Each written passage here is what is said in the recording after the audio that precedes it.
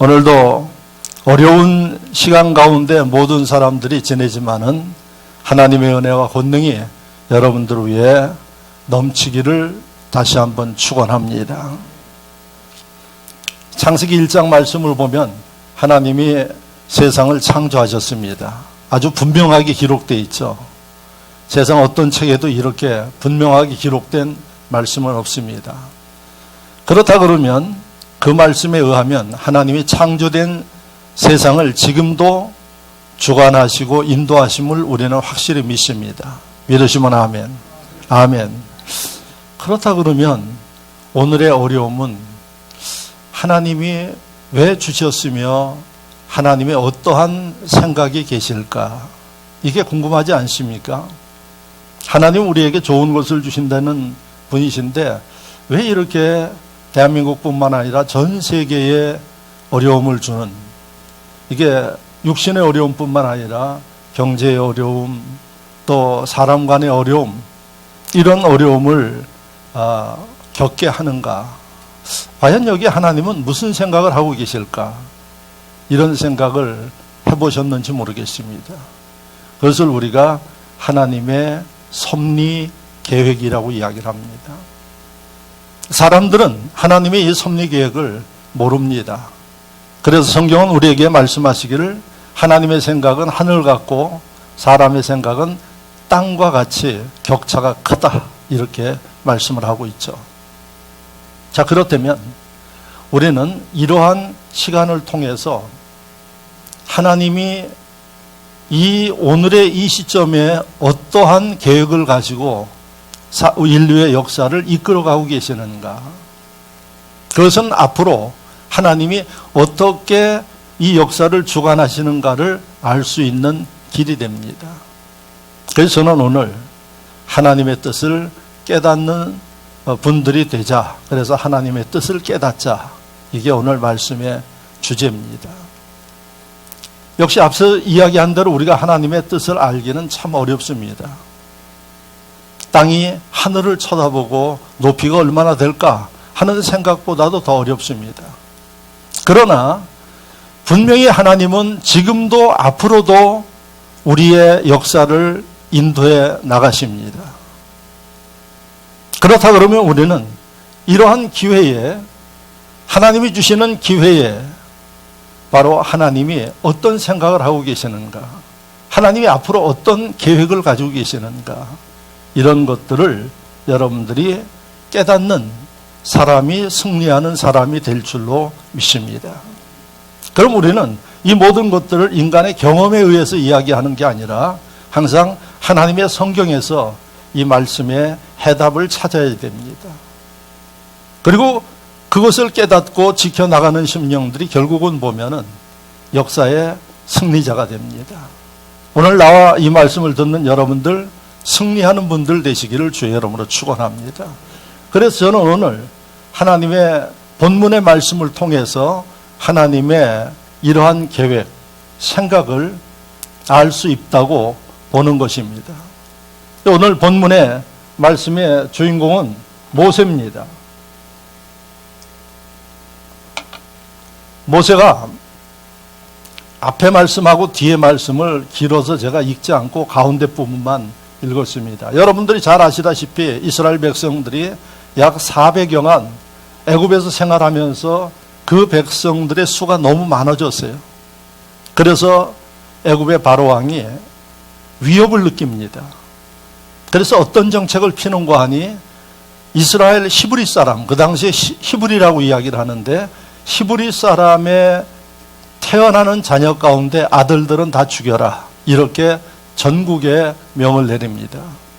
그런데 그때 모세라는 어린아이가 태어났습니다. 그런데 히브리 산파가 그 모세를 받으면서 죽일 수가 없으니까 이 아이를 바구니에 담아서 이 나일강에 띄워보냅니다. 참 하나님의 섭리가 있어서 이 떠내려가는 어린 아기 모세를 바로왕의 딸 공주가 거두어서 자기의 양자로 드립니다. 이로 인해서 이 모세가 왕궁에서 성장하면서 이미 장성한 사람이 되었을 때 모습이 오늘 본문입니다. 그래서 그가 어느 날 궁궐 바깥으로 나가 보니까 바로 애굽 사람하고 히브리 노예가 다툼이 벌어지고 있었습니다. 그래서 이 모세는 자기의 정체성이 뭔지를 알고 있었습니다. 왜? 어려서 어머니의 친모의 젖을 먹고 자라면서 히브리 이 문화와 사상을 받았기 때문에, 그래서 거기에서 히브리 사람 편을 들다가 애굽 사람을 죽이게 됩니다. 의도적인 건 아닌 것 같지만은 그래서 살인 사건이 일어납니다. 모세는 황급하게 그 시신을 모래에 묻었다고 이렇게 이야기를 합니다. 그런데 모세 이 행위를 안 받겠습니까? 다 받죠. 그래서 오늘 그 앞부분의 말씀을 보면은 이런 모세의 행위를 본 애굽 사람이 모세에게 그렇게 이야기를 합니다. 13절 말씀에 이튿날 다시 나가니 두 히브리 사람이 서로 싸우는지라 그 잘못한 사람에게 이르되 내가 어찌하여 동포를 치느냐 하며 그가 이르되 누가 너를 우리의 다스리는 자와 재판관으로 삼았느냐 내가 애굽 사람을 죽인 것처럼 나도 죽이려느냐 모세가 두려워하여 이르되 일이 탈로 되었도다. 그래서 히브리 사람 가운데 싸움하는 것을 보고 기가 막힌 상황이니까 모세가 이야기를 합니다. 야, 어떻게 너희들이 이렇게 힘들게 살면서도 이렇게 쌈박질을 하느냐? 말리려고 하는데 히브리 사람이 모세의 그 행위를 다 알고 있으니까 나도 죽이려고 그러느냐? 하는 이야기를 하니까 모세가 자기의 그 행위가 탄로난 것을 알게 되었고 바로가 이 소식을 듣습니다. 그래서 15절에 바로가 이 일을 듣고 모세를 죽이고자 하여 찾는지라 모세가 바로의 낯을 피하여 미디안 땅에 머물며 하루는 우물 곁에 앉았더라. 이렇게 되어 있습니다. 그래서 비록 왕자지만은 그가 사람을 죽였기 때문에 바로의 심판을 받아야 하는 상황 속에 바로를 떠나서 애굽을 떠나서 미디안 광야로 황급하게 도피합니다. 그게 오늘 말씀의 시작입니다. 모세는 한순간에 모든 것을 다 잃어버렸습니다. 자기의 호요식하면서 살았던 왕자로서 누렸던 모든 일들을 한순간에 다 잃어버리고 도피해야 되는 도망자의 신세가 되었습니다. 아무도 그를 반겨줄 곳이 없으니까 한적하고 사람 없고 사람이 잘 살지 아니하는 미디안 광야로 그가 도피를 했습니다. 그래서 그 광야에 앉아 있는데 여성들이 양을 몰고 우물 곁으로 오는데 거기도 보니까 강자의 약육의 이런 상황이니까 남자 목자들이 여자 아이들이 데리고 오는 그 양에게 물을 주지 아니하고 독점해서 자기 양에게 먹이려고 그러니까 모세가 이걸 나서서 그 여성들 편에 들어가지고 물을 먹입니다. 그리고 이 여성들은 아버지한테 돌아가죠. 그 아버지가 르우엘이라는 미디안에 사는 사람이었습니다. 그 7딸이에요. 이게 다른 때 같으면 늦게 오는데 딸들이 일찍 양에게 물을 먹여가지고 오니까 어째서 이렇게 일찍 오느냐 하니까 모세의 이야기를 한 겁니다. 어느 남자분이 이렇게 우리를 보호해서 일을 처리해줘서 빨리 돌아왔습니다.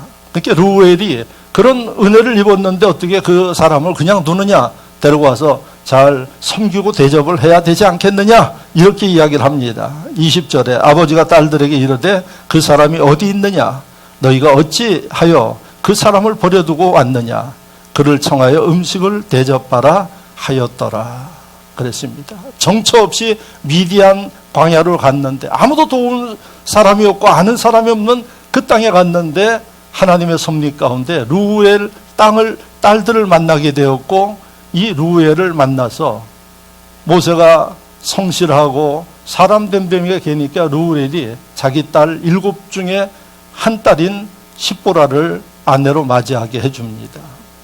그래서 모세가 그 미디안에서 생활이 시작되어지는데 무려 40년의 생활이 시작되어집니다. 그래서 거기에서 십보라와 사이에서 낳은 아들이 게르솜이에요. 그래서 22절 말씀에 보니까 그가 아들을 낳음에 모세가 그 이름을 게르솜이라 하여 이르되 내가 타국에서 나그네 되었음이라. 게르솜 이래는 뜻이 뭔고 하니 내가 타국에서 나그네 되었다. 그게 아들의 이름이에요. 여기까지가 오늘 본문이에요. 그러면 오늘 이 본문에서 우리가 보게 되면은 모세가 한순간에 모든 것을 다 잃어버리고 여러분 참 절망적인 상황 속에 도피를 합니다. 그가 살아가는 것도 문제지만은 바로에게 위협을 받을 수밖에 없는 가운데 미디안에서 삽니다. 왕궁에서 편하게 살던 사람이 양을 치면서 그 험한 광야에서 산다는 게 이게 얼마나 어렵겠어요. 그리고 그 생활이 무려 40년이에요. 그리고 모세는 이미 40대부터 80세가 되는 그 나이 동안에 그곳에 살았어요. 모세에게 희망이 있었을까요? 희망이 없었을 거예요. 아무것도 보이지 않았어요. 그러니까 이런 고난의 생활 속에서 살던 모세에게 3장에 넘어가면은 하나님께서 이스라엘 백성들이 430년간 애굽에서 종노릇했던 그 고통스러운 일을 하나님 앞에 부르짖었더라. 이렇게 2장 23절 말씀에 보면은 기록하고 있어요. 여러 해 후에 애굽 왕은 죽었고 이스라엘 자손은 고된 노동으로 말미암아 탄식하며 부르짖으니 그 고된 노동으로 말미암아 부르짖는 소리가 하나님께 상달된지라. 이스라엘 백성들이 너무 힘드니까 이제 하나님 우리를 좀 자유함을 주십시오 하고 기도했어요. 기도가 아니라 부르짖었다고 이야기를 하고 있어요. 그러니까 하나님이 430년 후에 이스라엘 백성 그 히브리 사람들을 가나안 땅으로 인도해 줄 것을 아브라함 당시에 약속을 하고 계셨어요.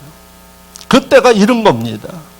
그래서 하나님이 그들의 기도와 그때가 이름으로 인하여서 누군가를 통해서 히브리 사람들을 애굽에서 가나안 땅으로 이끌어야지 되는데 그 누군가가 하나님 생각에 모세였던 것입니다.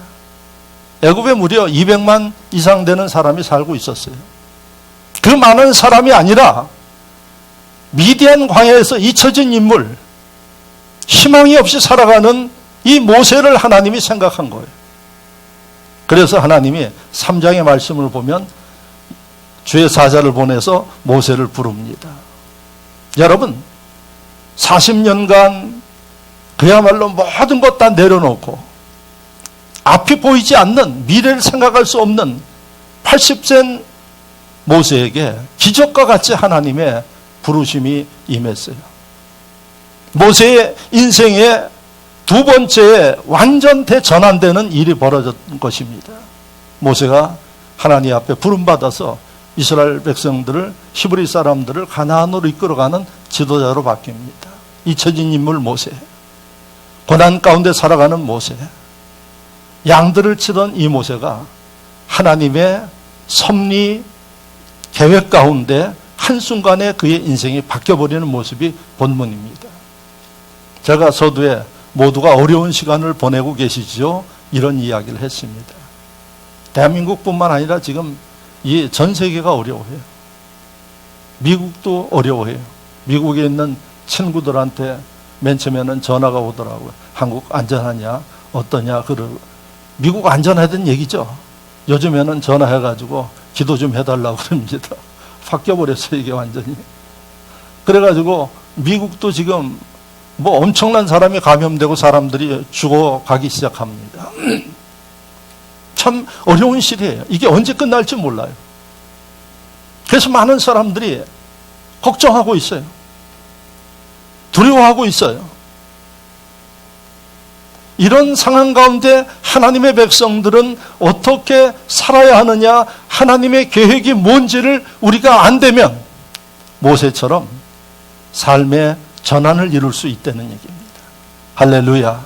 할렐루야. 하나님이 여러분들에게 주시는 특별한 메시지입니다. 앞서 이야기하지만 저 이거 유튜브 생방송 안 하고 있어요. 녹화해서 나중에 볼 사람 보게 올릴 겁니다. 하나님께서 여러분들에게 이 상황 속에 모세와 같이 하나님의 특별한 은총과 나중에 성공하는 인물들이 되기 위해서 이 말씀을 주심을 기억하시기를 축원합니다. 자, 그러면 모세의 삶 속에서 그 어려운 시기에 어떻게 인생의 대전환점, 축복된 전환을 이루었는가를 여러분들이 깨닫는 그러한 시간이 되셔야지 됩니다.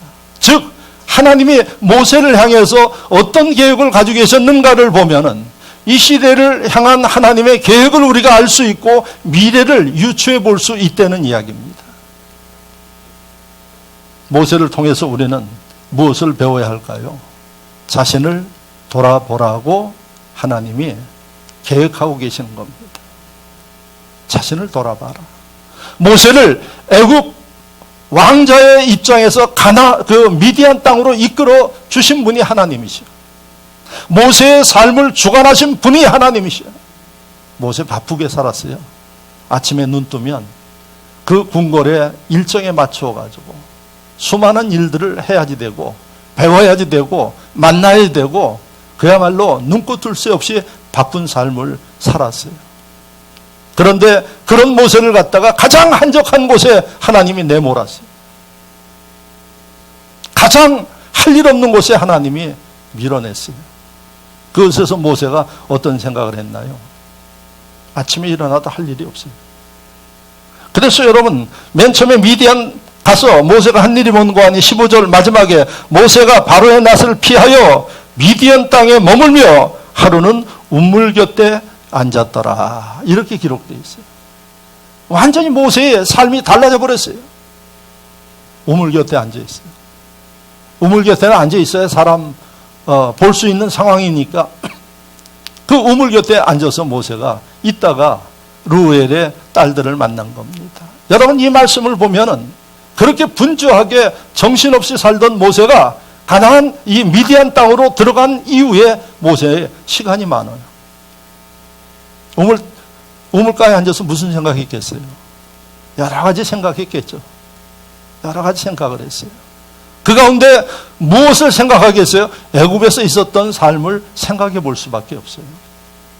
그때를 그리워하기도 하고 또 애굽에서 있었던 그 좋은 여건 가운데서 사람을 죽인 자신의 실수 허물을 반성하기도 했을 겁니다. 모세의 삶은 분주하게 정신없이 앞만 향해서 나가는 삶이 아니라 이제 자신의 삶을 돌아보고 또 하나님에 대한 생각도 하고 그 다음에 앞으로 내가 어떻게 살아야 하느냐 하는 이런 생각을 하면서 모세가 살았습니다. 이걸 여러분들이 보셔야지 됩니다. 그렇다면 여러분 이렇게 갑자기 분주하던 한국 사회가 갈 수도 없고 움직일 수도 없는 이 상황이 되었을 때 많은 사람은 답답하다. 아이들도 답답하대요.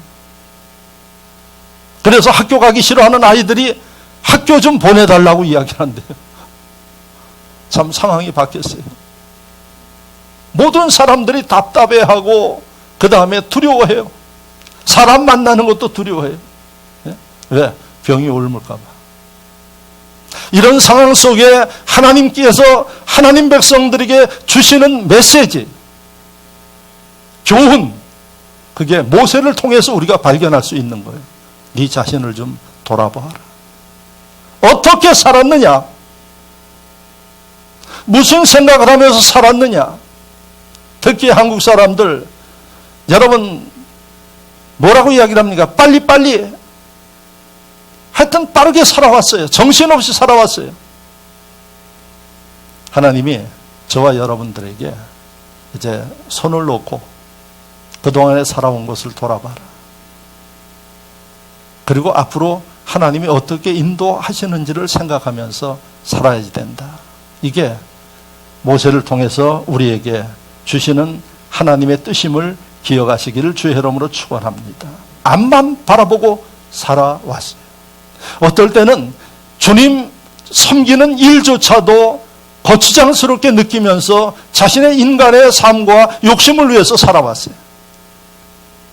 그러다 여러분 모든 것을 놓아버리니까 사람들이 두려워하기도 하고 허탄하기도 하고 그 다음에 답답하기도 하는 것입니다. 이런 상황 속에 우리가 하나님의 뜻을 분명히 기억해야 할 일은 자신을 성찰하라고, 대한민국을 성찰하라고, 대한민국이 지금까지 어떻게 왔고 어떻게 갈 것인지를 생각하면서 특히 대한민국의 하나님 백성들에게 하나님이 주시는 성찰의 시간이 이 시간임을 믿으시기를 축원합니다. 축원합니다. 유명한 영성가 리차드 포스트라는 사람은 이렇게 이야기를 했습니다. 조급한 것은 마귀적인 것이 아니라 마귀다. 이렇게 이야기를 했어요. 즉 여러분 서두르고 조급하게 사는 이것은 하나님이 주시는 마음이 아니래요. 하나님 우리 마음속에 평안을 주시고 그 다음에 안정감을 주시고 이런 상황 속에서도 두려워하고 조급해지고 걱정이 되고 근심이 되는 것은 하나님이 주시는 게 아니에요. 하나님은 차분하게 돌아보고 마음에 근심이 있으면 기도하고 하나님 앞에 아까 이스라엘 백성들이 부르짖었더니 하나님이 응답하셨어요. 바로 이 시대에 우리가 해야 할 일들이 이런 것임을 하나님께서 말씀하고 있어요. 누군가는 현대인들의 가장 무서운 병이 뭔가 암이 아니에요. 여러분 조급한 것이 현대인들의 가장 무서운 병이라고 이야기를 합니다. 여러분들 조급하기 때문에 문제가 생기는 겁니다. 조급하기 때문에 사고가 생겨요. 조급하게 먹기 때문에 소화기에 문제가 생겨요. 조급하게 움직이기 때문에 스트레스를 받아요. 그래서 현대인의 병 중에 가장 무서운 병이 조급한 병이라고 이야기를 합니다. 그래서 이러한 답답하고 참 어려운 시점에 지혜로운 심령들은 하나님의 뜻이 어디에 있는 거 아니 내려놓고 빼야 할 거품들 다 빼고 버려야 할 욕심들 다 버리고 하나님 중심으로 살지 못하고 내 중심으로 산 모든 것들을 내려놓고 자신의 삶을 돌아보고 결단하는 이런 시간이 되어야 한다는 사실을 기억하시기를 축원합니다. 이런 분들에게는 미래가 있습니다. 누구처럼? 모세처럼. 그러나 여러분 이런 시간대에 하나님의 이 뜻을 모르고 인간의 생각과 푸념하면서 살아가는 심령들은 결코 이런 기회를 잡지 못할 것입니다. 두 번째 모세의 모습을 통해서 우리가 배워야 할 일이 뭘까요? 하나님의 뜻을 깨달아야 할 게 뭘까요? 사람의 힘의 한계를 깨달아야 한다. 사람의 힘의 한계를 깨달아야 됩니다. 여러분 모세가 왕자 자리에 있었어요. 무서운 게 없었어요. 부러울 게 없었어요. 그거를 다 놓쳐버릴 것을 누가 알았겠습니까? 모세도 몰랐어요. 그런데 하루아침에 그 인생이 바뀌어버렸어요. 이게 사람입니다. 내가 지금 자랑하고 있지만 내가 건강하다고 이야기하고 있지만은 하루아침에 달라질 수 있다는 사실입니다. 이게 오늘 모세의 모습을 통해서 하나님이 우리에게 보여주시는 깨닫게 하시는 교훈인 것을 기억하시기를 바랍니다. 그래서 22절에 모세가 뭐라고 그랬는가 하니 나그네 인생길을 이야기하고 있어요. 자기 아들을 자기의 상황에 비추어서 이름을 지었어요. 나그네 된 존재다. 나그네가 뭘까요? 여러분 모든 것을 다 내려놓고 홀가분하게 떠나는 사람이 나그네. 나그네가 뭐 이삿짐 보따리 짊어지고 가는 나그네 없어요. 가볍게. 그러니까 이 말씀을 통해서 우리가 기억해야 할 모세의 모습에서 잃어버릴 수 없을 것 같았던 그 모든 것을 다 잃어버렸어요. 모세가 지킬 수 없었어요. 이게 우리가 깨달아야 할 일입니다. 자, 그렇다면 이런 모습으로 오늘을 보십시오. 많은 사람들이 죽어가고 있어요. 코로나19가 시작되었을 때 중국에서 사람들이 죽어가기 시작했을 때 이렇게 많은 사람들이 세계로 번질지 몰랐어요. 그래서 중국이 지금 욕을 바가지로 얻어먹고 있어요. 뭐 때문에 욕을 왜 거기서 병을 키웠느냐가 아니라 왜 정직하지 못하느냐 하는 얘기. 있는 그대로 이야기를 하고 이것에 대해서 알렸으면 방비를 했다는 얘기예요. 그런데 이게 여러분 2달 시간 지나가지고 그때서야 알린 것도 아니고 바깥으로 소식이 나와서 알게 돼서 이미 그때는 막을 수 없는 상황이 되어버린 거예요. 대한민국에도 그곳에 다녀온 사람들이 한둘입니까? 여러분, 이런 모습들을 보니까 아니 누가 우한 가서 그 바이러스를 가져와가지고 대구에다 감염시킬지 누가 알았어요? 대구가 한순간에 무너져 버렸어요. 사람들이 한순간에 죽어가고 있어요. 여러분, 수많은 사람들이 죽고 있어요. 제가 데이터를 보니까 어제 날짜로 죽은 사람들이 약 3만 명 돼요. 어제 날짜로. 그리고 코로나19로 죽은 사람만이 아니라 전염병으로 전 세계적으로 지금 1월 달부터 시작해서 전염병으로 전 세계적으로 죽은 사람이 320만 명이에요. 코로나 바이러스로 3만 명이에요. 이태리는 하루에 1000명씩 죽어가고 있어요. 여러분, 그 사람들이 죽을 줄 어떻게 알았어요? 내가 죽을 줄 알았어요? 몰랐어요. 근데 맥없이 죽어가고 있어요. 여러분, 그러한 힘없는 사람만 죽어가느냐? 그렇지 않습니다. 보니까 오늘 아침에 뉴스에 영국의 총리도 걸렸어. 총리의 권세도 의미가 없어요. 왕세자도 걸렸어요. 여러분, 세상에 돈 많은 영국 황실이에요. 왕세자도 걸려서 격리되고 있어요. 필리핀의 두테르테 대통령 격리하고 있어요. 이태리 총리 걸렸어요. 카나다 총리 걸렸어요. 여러분, 감사하십시오. 할렐루야. 감사하십시오. 비록 마스크 쓰고 예배 드리고 있지만은 예배 드리지 않았으면 좋겠다고 이야기하는 그런 상황 속에 우리가 뭐 예수 믿는 사람들도 비난하는 사람들이 있어요. 왜 교회에서 예배를 드리느냐고.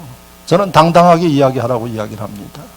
나라에서 제시하는 조건들을 우리가 지키면서 예배는 파할 수 없으니까 드려야 하는 예배이기 때문에 지킬 거 지키면서 협조할 거 협조하면서 하자. 지난 주간에 부청에서 아마 서울시하고 협력해서 3사람이 나왔는데 다른 데는 뭐 몸싸움하고 그랬대요. 여러분, 그럴 필요 없어요. 우리가 협조할 건 협조해야 돼요. 그리고 감추지 말고 당당하게 열어서 여러분 검증받으면서 하면 돼요. 오늘은 안 나왔네. 다른 데 다 갔나 봐요. 다 열어서 들어와서 보라고 이야기를 하니까. 근데 교회, 문제 있는 교회들이 뭔고 하니 왜 감춰? 그리고 왜 거짓말을 해요? 어제 뉴스 보니까 만민중앙교회에서 대성전은 드리지 않는다고 해놓고 지하성전에 바글바글하게 모여놓고 예배를 드렸대요. 그러니까 욕을 얻어먹어요. 여러분, 기독교는 정직해야지 됩니다. 오픈시켜요. 그리고 우리가 할 일은 하는 겁니다. 누가 뭐라고 그러겠습니까? 오늘 안 나오잖아요. 네? 그리고 지난 주간에 뭐 구청에서 전화가 왔는데 뭐라고 이야기를 하는 거 아니? 진흥교회는 그래도 잘 지키는 교회로 자기네들이 알고 있다고 이야기를 해요.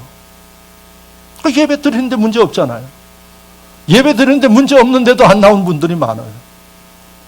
뭘 이야기를 합니까? 하나님의 눈으로 보고 계세요.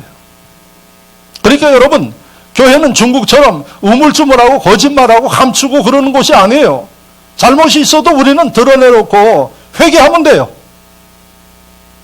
당당하게 우리가 할도리를 하면서 와 보라는 얘기예요. 안 오잖아요. 이게 주님의 자녀들의 모습이에요. 이게 하나님의 교회의 모습이에요.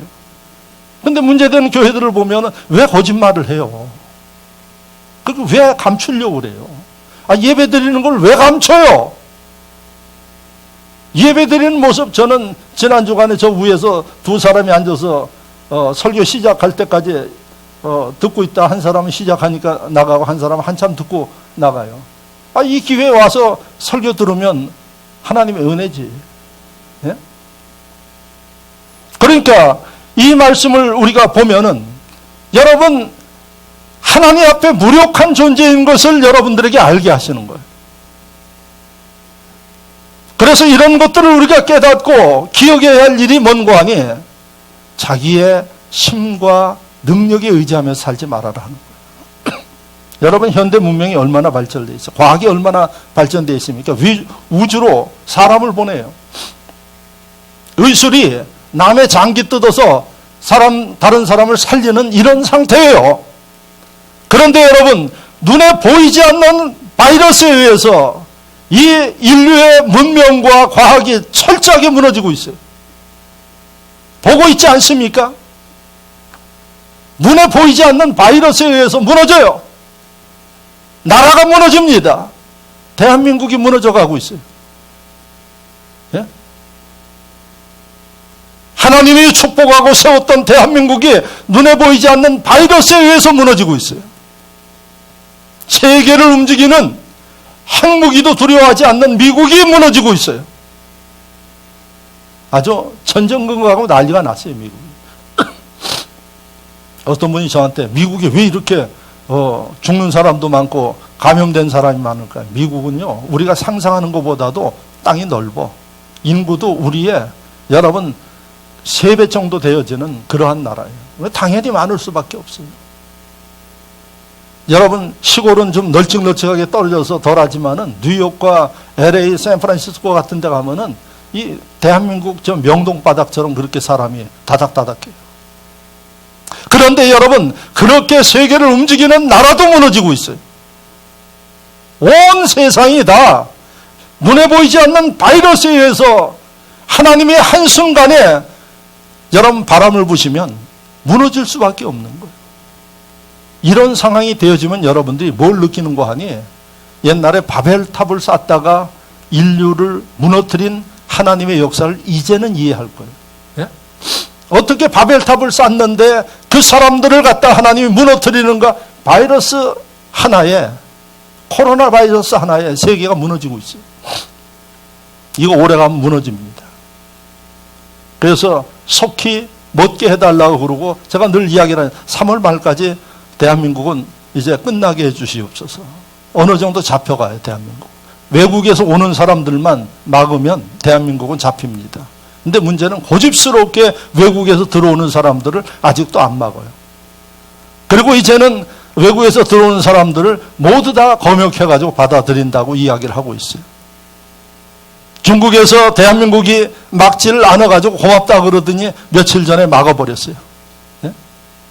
이게 우리가 살고 있는 인간 사회의 냉혹함이에요. 대한민국은 참 보면 인정이 많아. 그래서 아직까지도 막아야 된다. 국내에 있는 사람들에게 뭐 한 주, 두 주 모이지 말고 다니지 말고 예배드리지 말고 이렇게만 할 게 아니라 막으라는 얘기예요.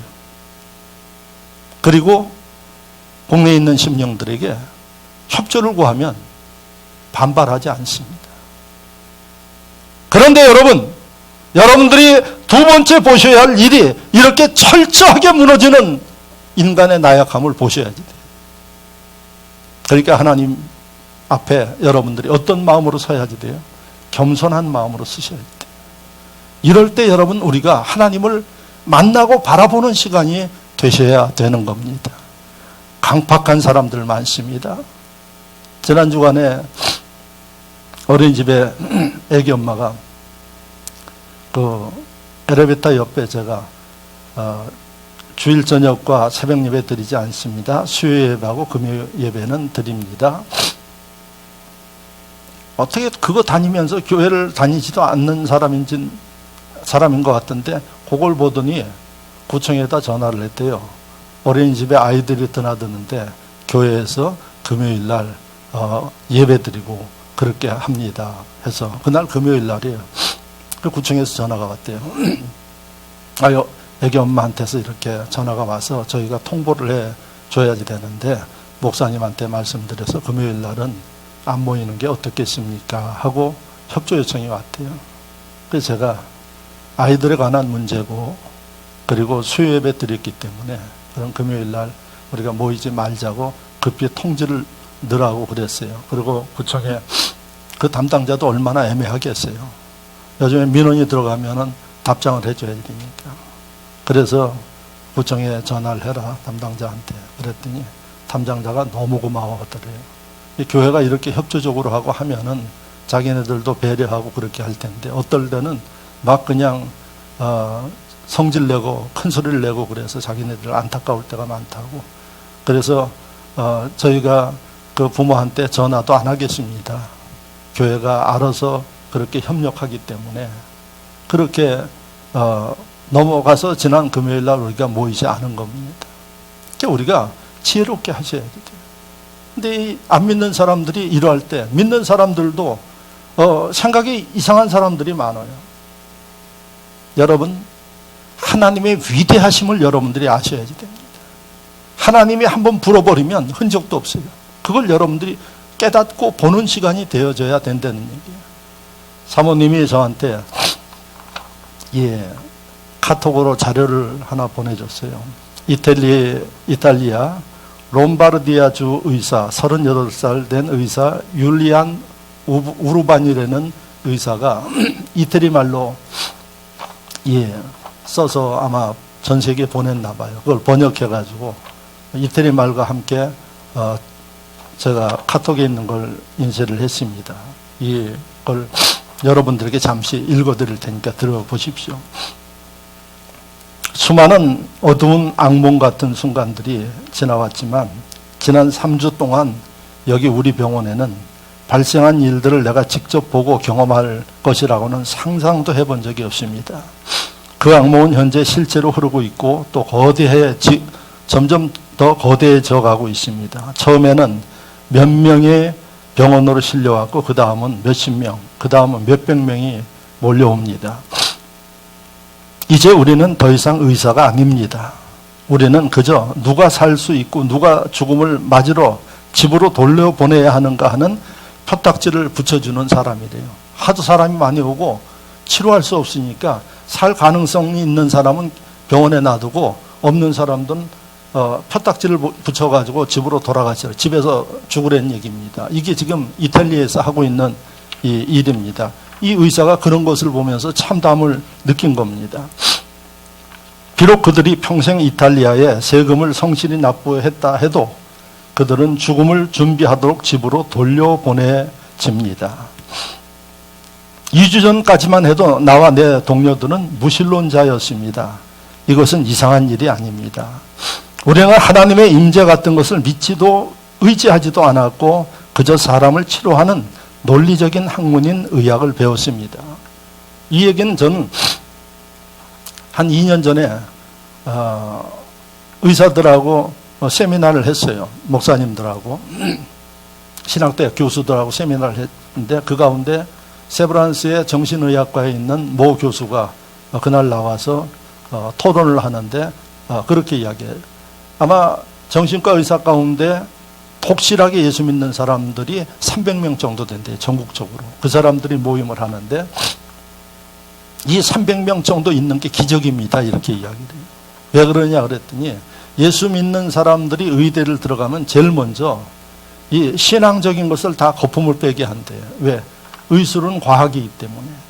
그러다가 보면 4년, 2년, 6년을 배우다 보면 있는 신앙도 까먹는 사람들이 많대요. 근데 자신들은 그 가운데서 믿음을 지키고 의사가 할 수 없는 한계들을 느끼기 때문에 바로 하나님의 능력과 역사를 도우심을 구해야 된다 하는 생각을 갖게 돼서 지금도 그 믿음을 가지고 또 목사님들하고 함께 그런 정신적인 포럼도 하고 그런 일을 지금도 하고 있어요. 그래서 다른 데는 몰라도 세브란스는 수술하는 의사들은 무조건 다 간호사들하고 기도하고 수술을 시작해요. 환자들은 마취돼서 모르지만은 그렇게 하고 시작을 하는 곳이에요. 그때 그분이 하는 얘기가 유실론자, 하나님을 잘 섬기는 사람도 의대에 들어가면은 믿음을 잃어버리기 쉽습니다. 이런 얘기를 했는데 이 의사가 지금 그 얘기를 한 거예요. 나는 언제나 내 부모님이 교회에 나가는 것을 비웃었던 사람입니다. 그런데 9일 전 75세 된 한 목사님이 바이러스 확진자로 우리 병원에 도착했습니다. 그는 점잖은 분이었지만은 호흡곤란이 심각한 문제를 가지고 병원에 오셨는데 성경을 가지고 들어오셨습니다. 그는 자신도 힘들고 어려운데 주위에 죽어가는 사람들의 손을 붙잡아 줄 뿐만 아니라 성경을 읽어주곤 했습니다. 그리고 그것은 우리에게 깊은 인상을 가져다 주었습니다. 우리가 처음 그의 전하는 말을 듣지도 않았는데 시간이 흐를수록 이 목사님의 행하는 모습들을 보고 자기도 고통스럽지만은 다른 사람들을 위해서 기도하고 성경을 읽어주고 하는 이런 모습을 보면서 이 의사들이 감동이 되면서 바로 귀를 기울이기 시작을 한 겁니다. 지금 우리는 고백할 수 있습니다. 한낱 무력한 인간인 우리들은 매일 수많은 사람이 죽어나가는 이 상황에 대하여 더 이상 무엇으로 할 수도 없는 한계에 이르렀습니다. 우리는 지쳤고 우리 동료 의사 2명은 사망했습니다. 다른 동료들은 이미 바이러스에 확진되었습니다. 인간이 할 수 있는 일이 끝나는 상황에서 우리는 하나님이 필요함을 목사님을 통해서 깨달은 거예요. 그리고 짧은 몇 분의 휴식 시간이 주어지면 하나님의 도움을 구하기 시작했습니다. 우리는 서로 이야기를 나눕니다. 치열한 무신론자였던 우리가 지금 매일 우리의 평강을 구하고 환자들을 잘 돌볼 수 있도록 하나님 앞에 기도하고 있는 믿을 수 없는 일들이 벌어지고 있습니다. 어제 75세 된 목사님은 돌아가셨습니다. 지금까지 3주 동안 120명이 사망했고 우리 또한 모두 지칠 대로 지치고 무너졌지만 그분은 자신의 위중한 상태와 어떻게 도와드릴 수 없는 우리의 한계에도 불구하고 불평하지 아니하고 남들에게 평안을 주고 했던 그 목사님 돌아가셨습니다. 그 목사님은 주님의 품으로 돌아가셨으며 현재 상황이 계속 이어지면 아마 우리도 곧 그분 뒤를 따를 것입니다. 나는 6일째 집에도 들리지 못했고 언제 마지막 식사를 했는지조차 모르겠습니다. 나는 지금 이 땅에서 나의 무익함을 깨닫지만 나의 마지막 호흡을 다른 이들에게 돕는데 줄 수 있기를 원합니다. 나는 나의 동료들의 죽음과 그들의 고통에 둘러싸여 내가 하나님께로 돌아온 것에 대한 기쁨이 넘칩니다. 세상을 흔드심을 통하여 당신의 사랑하시는 백성들이 주 예수님을 믿고 의지하고 돌아오게 하시는 하나님, 아버지의 놀라우신 섭리와 그 은혜에 감사와 영광과 찬송을 돌립니다. 2020년 3월 23일 롬바디아주 의사 율리안 우르반 내용입니다. 여러분 뭘 이야기하는 걸까요? 여러분 하나님을 부정하면서 살았던 의사가 무력함 앞에 하나님을 만나게 되는 겁니다. 이 환난의 시간에 하나님 앞에 강팍해지는 사람들도 있지만은 복 있는 사람, 지혜로운 사람은 인간의 나약함을 알고 하나님 앞에 무릎 꿇는 사람입니다. 여러분들에게 제가 카톡으로 보내줄 수도 있는데 예배 나오시는 분들을 위해서 한 10여 장 앞뒤로 인쇄를 해가지고 뒤에 놨습니다. 필요하신 분들은 가져와서 읽어보십시오. 제가 읽은 그대로의 내용입니다. 여러분 지금 우리 반대편에서 우리보다 더 어려운 가운데 곤고한 가운데 살아가고 힘들게 살아가는 그 38세 된 의사의 모습을 통해서 인간의 나약함을 느낄 수 있지 않습니까? 이 기회에 우리는 이러한 것을 깨닫고 더욱더 하나님 앞에 나가고 의지하고 우리가 할 일들을 하나님 앞에 정확하게 하는 지혜와 은혜가 있어야 소망이 있다는 사실을 기억하시기를 축원합니다. 마지막으로 모세의 모습을 통해서 미래의 희망을 하나님은 바라보게 하십니다. 80세 된 모세, 이제 40년 동안 모든 것을 다 잃어버렸어요. 그리고 생각해 보면 앞날에 대해서 내가 무엇을 할 것인가를 예측해 볼 수 없는 이 모세에게 하나님께서 어느 날 주의 사자를 통해서 이스라엘의 지도자로 세우신 하나님의 이 모습을 여러분들이 기억할 수 있기를 축원합니다.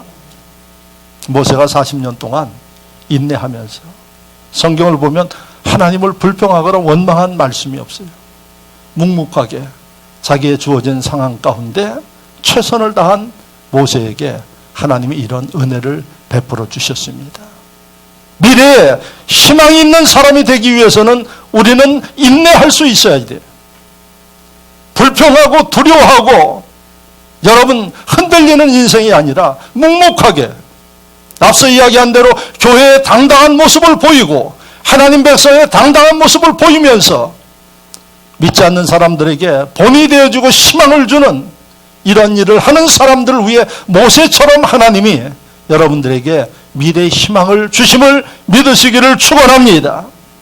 성경을 보면 요셉의 경우 아시죠? 요셉 모진 고난을 다 당했어요. 형들한테 버림받고 팔려갔고 보디발 집에 가서 모함받았고 13년 동안 그 고통을 당했어요. 그런데 이 요셉 그런 가운데서 여러분 누구를 원망하거나 하나님을 원망하거나 두려워하거나 근심하거나 그러지 않았어요.